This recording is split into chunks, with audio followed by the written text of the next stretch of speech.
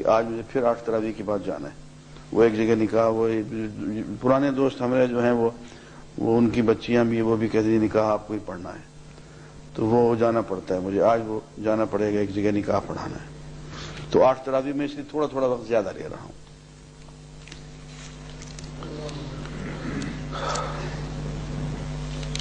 والسماء ذات الحبک، قسم ہے اس آسمان کی جو کہ حبک کہتے ہیں گھنگریالے پن کو، جس میں گھنگریالہ پن ہے. ذرا کہکشاؤں کو دیکھیے آپ ذرا کہ اس میں کتنی پیچیدگی اور کتنی اس کے اندر خوبصورتی ہے. فاطمہ اس گھنگریالے آسمان کو ذرا غور سے دیکھو.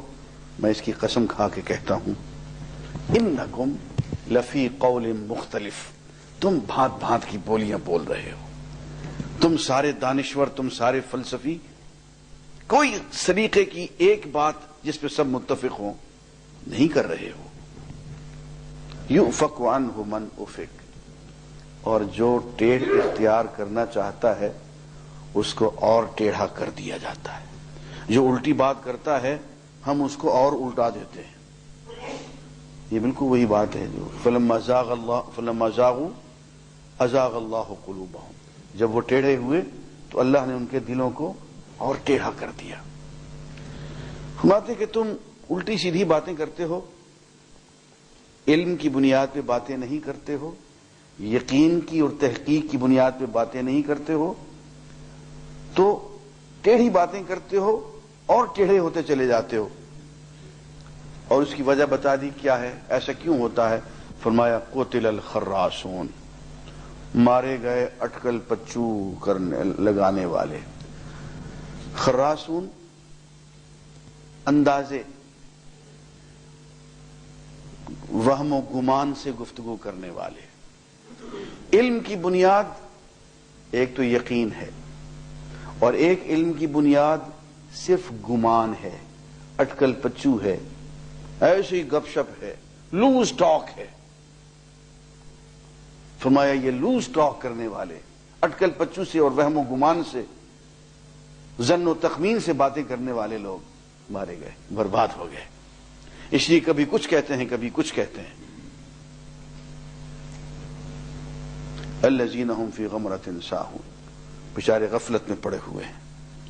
یسألون، اور استہزاء کے انداز میں پوچھتے ہیں ایان یوم الدین، یار یہ انصاف کا دن جو تم بتاتے تھے، قیامت کا دن، وہ کہاں چلا گیا بھائی؟ اس کو تو آنا چاہیے تھا. اس نے کہا نا فیض نے، بے دم ہوئے بیمار شفا کیوں نہیں دیتے، خونے دل وحشی کا صلہ کیوں نہیں دیتے، مٹ جائے گی مخلوق تو انصاف کرو گے، منصف ہو تو اب حشر اٹھا کیوں نہیں دیتے. ان لوگوں کو حشر کی، یوم الدین کی جلدی ہوتی ہے. ایان یوم الدین، یہ کب آئے گا یہ انصاف کا دن، قیامت کا دن؟ کہاں چلا گیا یہ؟ اب ذرا جواب پہ غور فرمائے. یوم ہم علی النار یفتنون، یہ دن اس دن آئے گا جس دن انہیں آگ پہ یوں الٹا سیدھا کیا جائے گا جیسے مچھلی کو تلا جاتا ہے. بہت جلدی مچا رہے ہو نا اس دن کی.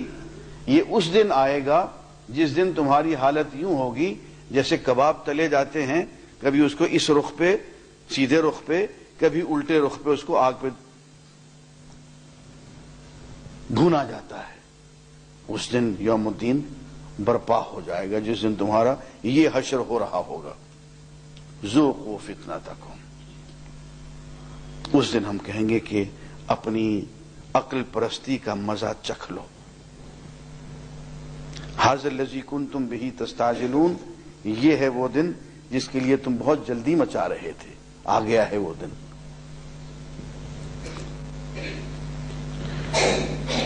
ان المتقین فی جنات و عیون، اس دن متقی لوگ باغات میں ہوں گے اور چشموں میں ہوں گے. آگے متقین کی صفات بیان کی گئی ہیں. اس کے بعد پھر اسی قیامت کے بارے میں، اپنی توحید کے بارے میں، فَوَرَبِّ السَّمَاءِ وَالْأَرْضِ، آسمان اور زمین کے رب کی قسم، إِنَّهُ لَحَقٌّ، کہ یہ کلام، یہ قرآن جو تمہارے سامنے پیش کیا گیا ہے یہی حق ہے۔ اب اس سے زیادہ بڑی قسم کیا ہو سکتی ہے؟ آسمان اور زمین کے رب کی قسم، إِنَّهُ لَحَقٌّ، یہی حق ہے۔ ایک جگہ یوں فرمایا کہ ہم تمہیں، کیا ہے وہ، کائنات کی حتی یقولون، جو بھائی وہ آیت جو میں نے اپنی کتاب وجود باری تعالیٰ کے اوپر لکھی ہوئی ہے، سنریہم آیاتنا فی الآفاق وفی انفسہم، ہم اپنی نشانیاں ان کو عنقریب دکھلا دیں گے، آفاق میں بھی اور ان کے اپنے اندر بھی، حتی یتبین لہم انہ الحق، یہاں تک کہ یہ بات ان کے سامنے کھل کے آ جائے گی کہ یہ حق ہے۔ تو یہاں قسم کھا کے کہتے ہیں کہ ہم آسمان کے اور زمین کے رب کی قسم کھا کے کہتے ہیں کہ یہ کتاب حق ہے۔ اور حق بھی اس طرح سے، مثل ما انکم تنطقون، ایسا حق جس پہ کسی شک و شبہ کی گنجائش نہ ہو، جیسے کہ تم بول رہے ہو، میں بول رہا ہوں، میرے بولنے پہ اس وقت آپ کو شک تو نہیں ہے؟ ایک آدمی سامنے بیٹھا ہے، کھان کھا رہا ہے، تو کسی کو اس بات پہ تو شک نہیں ہے نا کہ ایک شخص بیٹھا ہوا بول رہا ہے۔ تو جس طرح سے تمہیں آپس میں ایک دوسرے کے ساتھ گفتگو کرتے ہوئے اس بات پہ شک نہیں ہوتا ہے کہ یہ آدمی بول رہا ہے یا نہیں بول رہا، بالکل اسی طرح یہ بات شک و شبہ سے بالا تر ہے کہ اللہ نے یہ کلام حق بھیجا ہے۔ اس کے بعد قصہ آتا ہے حضرت ابراہیم کے مہمان کا۔ وہ آئے، حضرت ابراہیم نے کہا کہ یار پہچانا نہیں کون لوگ ہو، اور پھر گھر گئے اور بھونا ہوا ایک بچڑا لے کے آ گئے، انہوں نے کھایا نہیں، ڈر گئے، کھاتے کیوں نہیں ہو بھائی؟ مہمان آئے اور اس کو آپ کچھ کھلائیں اور وہ نہ کھائے تو آدمی کو ویسے ہی ڈر لگتا ہے کہ یار کہیں دشمنی نہ ہو۔ اور ڈر گئے کہ یار میں نے اتنی محنت سے بھنوایا ہے پورے کا پورا بچڑا اور یہ ہاتھ نہیں لگا رہے، میں بار بار کہتا ہوں کھاؤ اور وہ کھا نہیں رہے، اور ایک اس بات سے ڈر گیا کہ کہیں غیر مخلوقی نہ ہو، پتہ چلا وہ تو غیر مخلوق ہے۔ اس سے یہ بھی پتہ چلا کہ یہ انبیاء جو ہیں، اللہ کے رسول جو ہوتے ہیں، یہ عالم الغیب نہیں ہوتے، ورنہ پتہ چل جاتا کہ بھئی فرشتے ہیں، فرشتوں کو تو باتوں میں رکھایا جا سکتا ہے، اس کو آگے اتنا نقصان کرنے کی کیا ضرورت تھی؟ ایک بچڑا بھونا جا رہا ہے اور بھون کے اس کو لایا جا رہا ہے، پتہ چل جاتا کہ فرشتے ہیں، تو پھر اتنی تکلیف کرنے کی ضرورت نہیں تھی، پھر ڈرنے کی بھی ضرورت نہیں تھی۔ تو جب انہوں نے دیکھا کہ وہ نہیں کھا رہے ہیں، ہاتھ ان کے نہیں بڑھ رہے ہیں، تو حضرت ابراہیم ڈر گئے، پوچھا بھی کیا بات ہے، کون لوگ ہو میاں؟ تو انہوں نے کہا کہ بات یہ ہے کہ سب سے پہلے فَأَوْجَسَ مِنْهُمْ خِیفَةً، حضرت ابراہیم ان سے ڈرنے لگے، ڈر محسوس کیا۔ قَالُوا لَا تَخَفْ، فرشتوں نے کہا کہ ڈرو نہیں۔ وَبَشَّرُوهُ بِغُلَامٍ عَلِيمٍ، اور حضرت ابراہیم کو ایک لڑکے کی بشارت دی جو کہ اہل علم میں سے ہوگا، غلام بھی، بیٹا بھی، اور بیٹا بھی علیم۔ معلوم ہوا کہ اولاد اگر پڑھ جائے، علم حاصل کر لے، اہل علم میں سے ہو تو یہ بڑی خوش بختی کی بات ہے۔ تو بیٹے کی خوشخبری دی جو کہ فرمایا کہ علم والا ہوگا۔ تو حضرت سارہ جو کہ بیوی تھیں، انہوں نے اپنا سر پیٹ لیا، اس نے کہا اس عمر میں، غالباً کوئی 80 کے قریب ان کی عمر تھی موصوفہ کی، انہوں نے کہا کیا کہتے ہو بھائی، خدا خوفی کرو، اس عمر میں بیٹا جنوں گی؟ قالوا کذالک، فرشتوں نے کہا ایسا ہی ہوگا، اللہ نے کہہ دیا ہے تو ہو جائے گا۔ اللہ تعالیٰ اسباب کا محتاج تو ہے نہیں، اسباب اس کے محتاج ہیں۔ وہ آگ کو چاہتا ہے تو وہ خوشگوار بن جاتی ہے، وہ پانی کو چاہتا ہے تو پانی پیاس بجھانے کی بجائے پیاس لگانے لگ جاتا ہے، پیاس بڑھانے لگ جاتا ہے۔ وہ مریض کیا ہوتا ہے جی، کیا کہتے ہیں اس کو، وہ پانی پیتا جاتا ہے پیاس بڑھتی جاتی ہے، استسقا۔ استسقا مرض ہے، جتنا پانی پیتا اور پیاس بڑھتی ہے، لا حول ولا قوت الا باللہ۔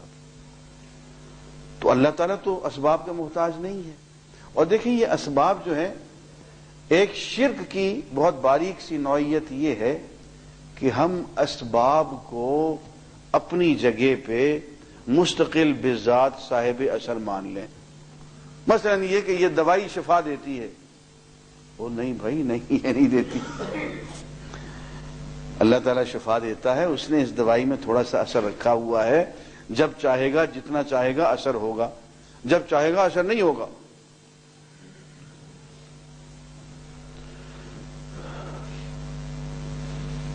کھانا قوت دیتا ہے، نہیں بھائی نہیں، قوت اللہ ہی دیتا ہے۔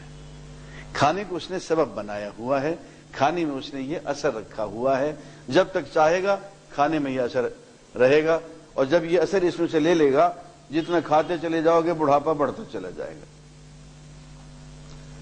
ہر چیز کا جو ہم اثر دیکھتے ہیں اس میں، وہ اصل میں اس چیز کا اثر نہیں ہے، وہ اللہ تعالیٰ کا ارادہ اس میں کام کر رہا ہے۔ ہر چیز کے اندر ارادت اللہ کام کر رہا ہے، اللہ کا ارادہ۔ یہ بات یہاں فرشتہ سمجھا رہا ہے کہ بی بی نہ اپنی عمر کو دیکھو، نہ اپنے خامند کی عمر کو دیکھو، نہ اسباب کو دیکھو، کذالک اللہ کا ارادہ یہی ہے، ہو کے رہے گا۔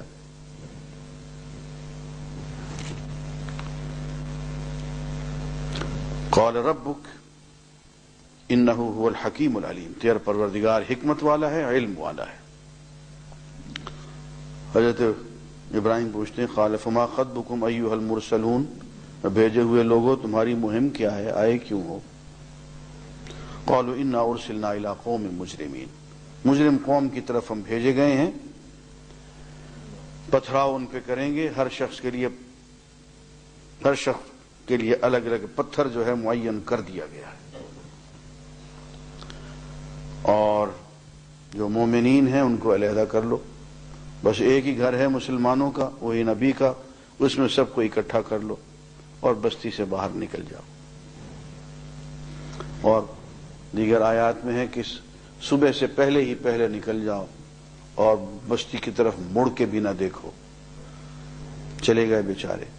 اس کے بعد یہ حضرت لوط علیہ السلام کی بستی تھی، ان کے جرائم بہت زیادہ تھے، ان پہ پتھراؤ ہوا اور ان کو سب کو مار دیا گیا۔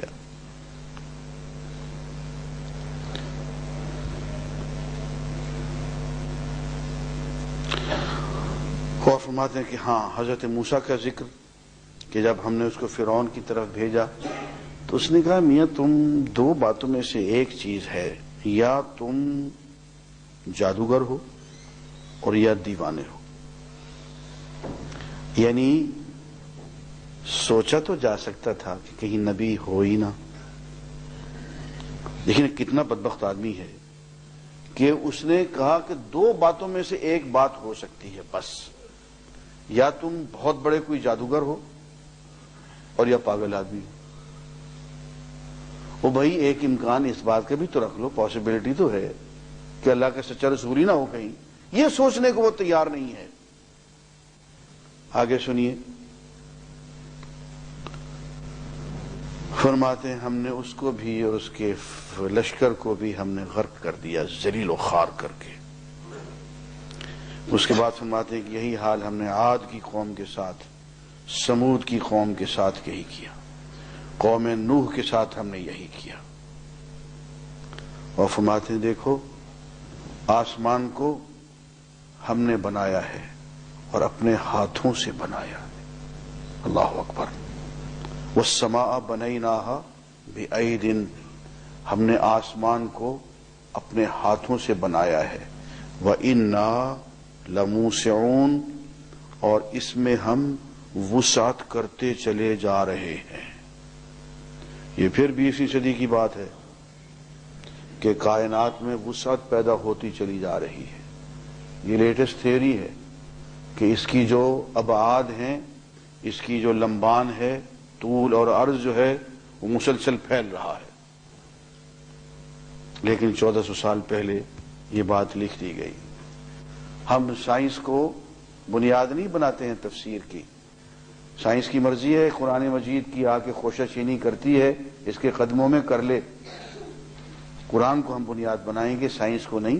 لیکن دیکھ لیں کہ کیسی کیسی باتیں ہمیں قرآن مجید میں مل رہی ہیں جو صرف 20ویں صدی میں آ کے ہمیں سمجھ میں آ رہی ہیں، اس سے پہلے سمجھ میں بھی نہیں آ سکتی تھی۔ ہم نے اپنے ہاتھوں سے آسمان کو بنایا ہے، وَإِنَّا لَمُوسِعُونَ، اور اس کو ہم وسعت دیتے چلے جا رہے ہیں۔ اب اللہ کے ہاتھ کیا ہوں گے؟ اللہ اکبر۔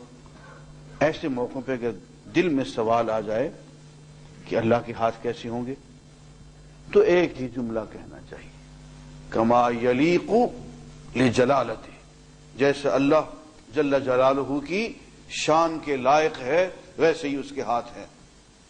یہ مت کہو کہ اس کی 5 انگلیاں ہیں یا اس کے 8 ہاتھ، اس کے 10 انگلیاں ہیں، اس کا ہاتھ سونے کا ہے اور چاندی کا ہے اور لوہے کا ہے۔ یہ کہنے کی کوئی بات نہیں۔ جو بات اللہ تعالی نے نہیں بتائی ہے اس چکر میں نہیں، ایک جملہ، کما یلیق جلالتہ، جیسے اس کی شان کے لائق۔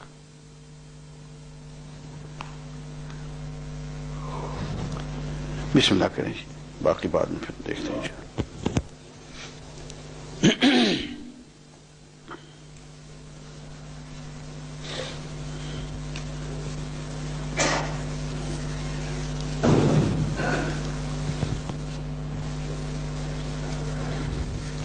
وَالْأَرْضَ فَرَشْنَاهَا فَنِعْمَ الْمَاهِدُونَ، اور زمین کو ہم نے بطور بچھونے کے بنا دیا ہے، دیکھ لو ہم کس طرح سے تیار کرنے والے ہیں۔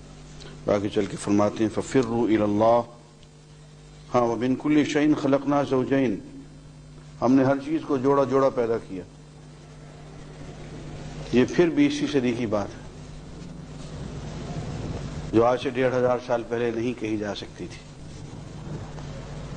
ہر چیز جو ہے زوج زوج ہے، جوڑا جوڑا ہے، اور ہر چیز زندہ زندہ یا غیر زندہ، جوڑا جوڑا ہے۔ حد یہ ہے کہ آپ ایٹم کو بھی اس کا آپ انالیسس کرتے ہیں تو اس میں بھی الیکٹران اور پروٹون آپ کو جوڑا جوڑا ملتے ہیں۔ اب یہ تحقیق جو ہے آپ کو 20ویں صدی میں حاصل ہوئی ہے، لیکن قرآن مجید 1500 سال پہلے کہہ رہا ہے وَمِن كُلِّ شَيْءٍ، ہر چیز کو ہم نے خلقنا زوجین، جوڑا جوڑا بنایا، لعلکم تذکرون، تاکہ تم نصیحت حاصل کرو۔ فَفِرُّوا إِلَى اللَّهِ، اللہ کی طرف فرار اختیار کرو۔ یہ بالکل ایسے ہی ہے جیسے کہ ہم بچے کو پیار سے کہتے ہیں کہ میری طرف بھاگ کے آ جا۔ اللہ تعالیٰ کے بعض انداز ایسے ہیں، ایک جگہ فرمایا کہ ھذا صراط علی مستقیم، یہ راستہ ہے سیدھا میری طرف آ کے مجھ پہ آ کے ختم ہوتا ہے۔ یوں لگتا ہے جیسے کہ اللہ تعالیٰ نے یوں ہاتھ پھیلا رکھے ہوں کہ میری طرف سیدھے آ جاؤ۔ ایک جگہ فرماتے ہیں کہ یہ قرآن مجید جو ہے یہ مضبوط رسی ہے، مضبوطی سے اس کا ایک سرا پکڑ لو، دوسرا سرا میرے ہاتھ میں ہے، جب چاہوں گا کھینچ لوں گا۔ تو یہ اللہ تعالیٰ کا محبت بھرا انداز ہے۔ فَفِرُّوا إِلَى اللَّهِ، اللہ کی طرف بھاگ کے چلو۔ إِنِّي لَكُمْ مِنْهُ نَذِيرٌ مُبِينٌ، لوگو میں تمہیں کھلے کھلے انداز میں اللہ سے ڈرانے والا اور متنبہ کرنے والا ہوں۔ اللہ کے ساتھ کوئی اور معبود نہ ٹھہراؤ۔ تم سے پہلے بھی جتنے لوگوں نے دین کی دعوت دی، رسول آئے، سب سے یہی کہا گیا کہ یا یہ جادوگر ہے یا پاگل ہے۔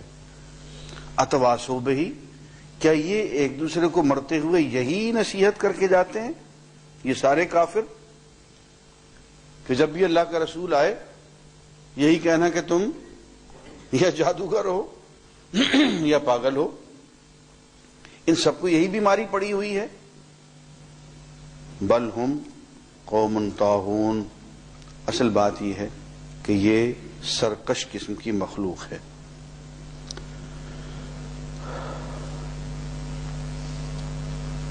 عزیزان گرامی،